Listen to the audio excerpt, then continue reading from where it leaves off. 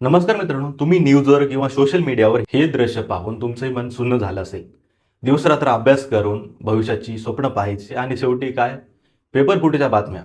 आणि याचा निषेध केला तर रस्त्यावर पोलिसांच्या लाठ्या. ही कुठली राजकीय पक्षाची रॅली नव्हती. हे आंदोलन होतं विद्यार्थ्यांच्या भविष्याचं. हे प्रदर्शन होतं सामान्य विद्यार्थ्यांच्या घामाचं आणि कष्टाचं. एवढी मेहनत केल्यानंतरही जेव्हा विद्यार्थ्यांना न्याय मिळत नाही तेव्हा त्यांना रस्त्यावर उतरावं लागतं. पण न्यूजमध्ये आपण काय पाहिलं? विद्यार्थ्यांवर झालेल्या लाठीचार्ज, दगडफेक आणि गोंधळ.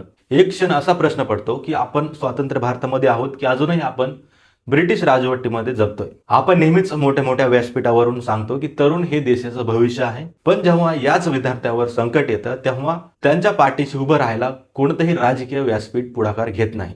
ही सर्वात मोठी शोकांतिका आहे.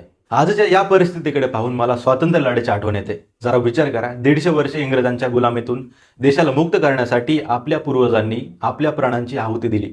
जवळजवळ 2 ते 3 पिढ्यांचा बळी गेला. तेव्हा कुठे आपल्याला हे स्वातंत्र्य मिळालं? पण आज स्वातंत्र्याच्या 75 वर्षानंतरही जेव्हा विद्यार्थी आपल्या हक्कासाठी शांततेने प्रोटेस्ट करतात तेव्हा त्यांच्यावर लाट्या चालवल्या जातात. अशा आंदोलनामुळेच खरं तर लोकशाही जिवंत राहते. पण जर विद्यार्थ्यांचा आवाज असा दाबला जाणार असेल तर आपण खरंच लोकशाही जिवंत ठेवतोय का? मित्रांनो, हा प्रश्न फक्त काल रस्त्यावर उतरलेल्या विद्यार्थ्यांचा नाहीये. हा प्रश्न या देशाच्या भविष्याचा आणि देशाच्या विद्यार्थ्यांचा आहे. जर देशाचा विद्यार्थीच अशा लाट्याखाली तुडवला जाणार असेल तर उज्ज्वल भविष्याची अपेक्षा आपण कोणाशी करायची?